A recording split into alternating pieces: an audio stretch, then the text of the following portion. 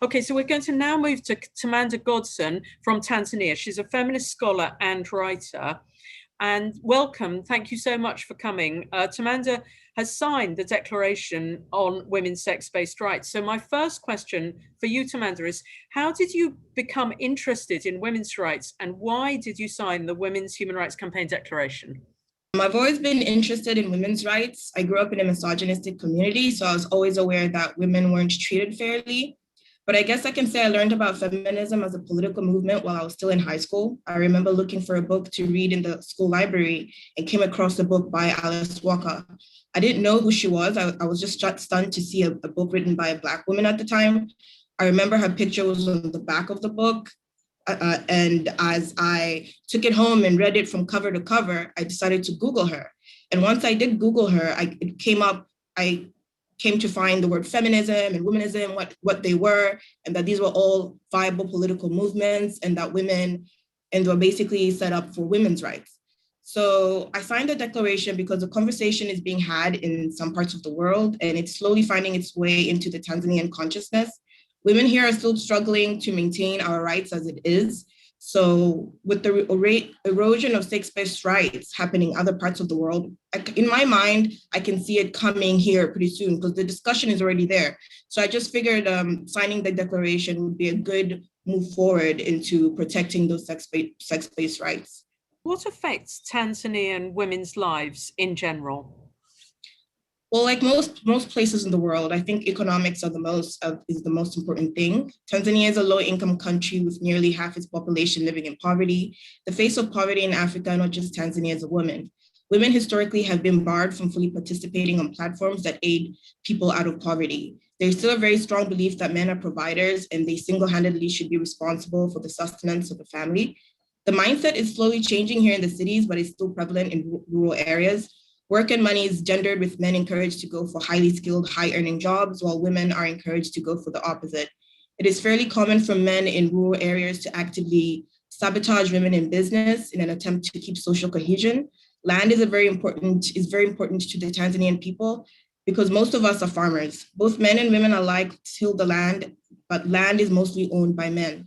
Men still own the majority of the land, despite the fact that a law was passed in 1999, which enabled women to equally inherit and own land. But by the time the law was passed, all the land already belonged to men, and there is customary law that protects men and allows them to strictly pass on their inheritance to their sons.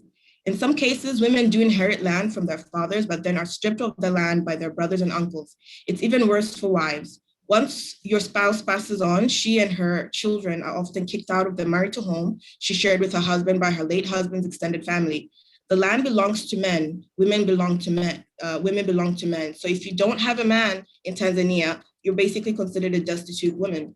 Another reason is that men decide the type of jobs women can do, which are mostly low-wage, unskilled labor that men don't want to do themselves. Which leads me to my second point, which is the cultural belief that Tanzanians have that men are the leaders of the household and thus are divinely ordained to create rules for women because of the belief that women are children unable to govern themselves.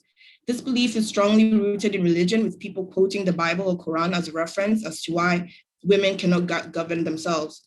Religion plays a strong role in female oppression. Tanzania is a deeply religious state with its population divided into either Christianity or Islam. You find women who might have escaped the typical trappings of poverty or gender-based violence hold themselves back from decision-making due to religious beliefs. Education is also not prioritized for girls. Families would rather prioritize the education of boys, being that they are more likely to acquire high-earning careers and financially support the family. 1 in 3 girls in Tanzania have never attended any type of schooling compared to boys, which is 1 in 4. School-age girls may be barred by the government from attending school if by chance they fall pregnant. Teenage pregnancy is quite high in Tanzania, with about 21% of girls aged 15 to 19 dropping out of school because of motherhood, with the figure rising up to 45% in some areas of the country. Statistics are made worse by Tanzania's conservative view of sex abortion rights for women. All abortion rights for women have all been outlawed by the government due to religious reasons. The child marriage rate is more than 35% nationally. There is this cultural push for girls and women to marry young, which then curbs the ability to be independent and capable of making their own decisions. Ultimately, Tanzanian women are yet to come to the realization of their own value, that we are just as capable of living full lives and making decisions as our male counterparts. Are there any women's rights activists or LGB groups in Tanzania, and what work are they doing? There's quite a few women's rights groups here in Tanzania, actually. The public is aware of the rights of women due to ongoing awareness campaigns, and Tanzania's reputation for women's rights has improved over the past 2 decades.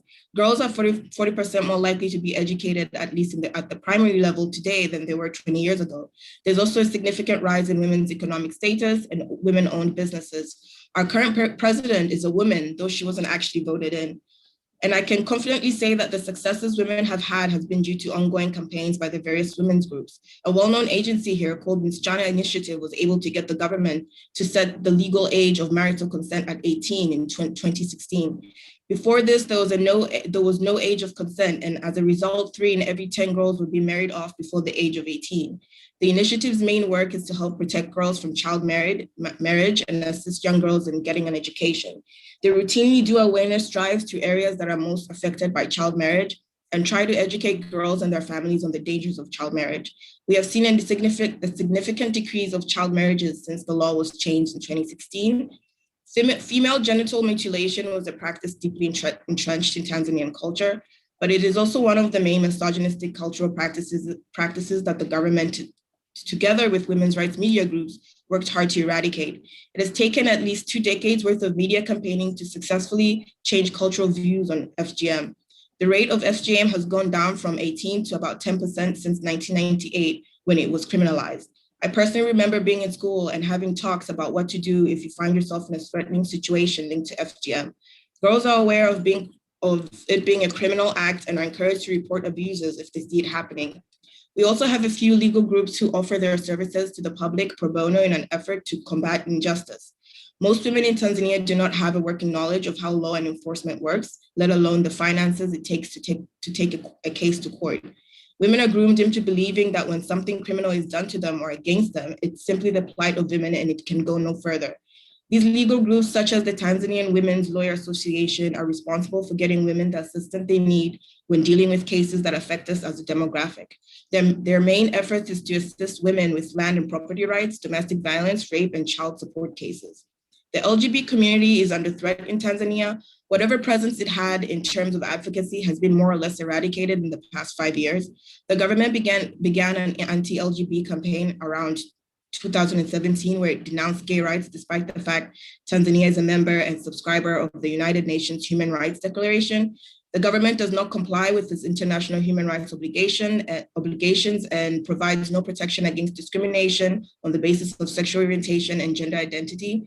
In addition, homosexuality is criminalized in sections 154 to 157 of Tanzania's Penal Code, and the state does not recognize marriage equality rights for all couples, regardless of sex, sexual orientation, or gender identity. LGBT advocates are routinely threatened and harassed by the police, and homosexual relations are punishable by death in Tanzania. In 2018, a so-called witch hunt was declared against gay people in Dar es Salaam, where suspected gay men were forced to endure anal examinations and torture at the hands of the government. Public perception of the 2018 witch hunt was mostly supportive of the governmental efforts. LGBT rights aren't in the public conscious, and as of now, we do not see any improvement for the members of that community. I'm interested in, where do you get your information? Like, what for you personally and women like you, do you sort of move around the whole internet, or do you get it from books, or where are your sort of sites that you look at? Well, both, because we're pretty connected in terms of the internet, so we have access to everything. Well, that's the one thing about Tanzania. We have access to what's going on in the world. We have access to pretty much whatever everybody else is having access to. But then a bit of a problem that we might have is the actual books and the actual conversations being had with people in maybe schools or politically. The conversation when it comes to women's rights is just not really there. It's there on a surface level where the government tries to talk about it, tries to get women in political places, but it's not really actually being had by the actual people on the ground.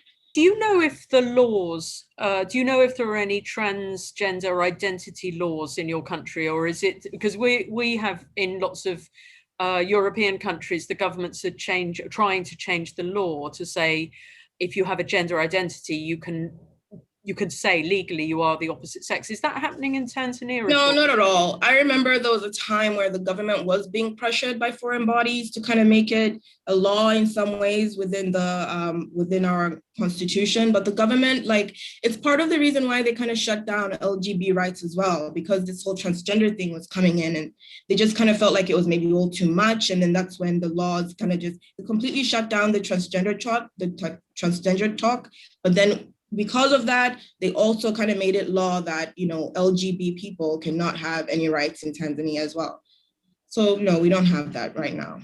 Women's rights is getting better here in Africa in general.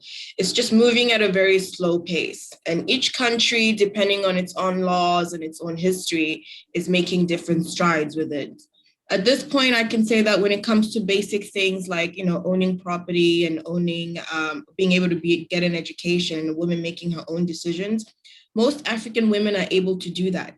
It just changes once a woman decides that she wants to get married. And now it's kind of like, on a cultural level, she belongs to her husband. So the problem right now, as far as I see it, at least here in Tanzania, in the cities, it's women have rights and they are aware of it, but that kind of changes once they just get married.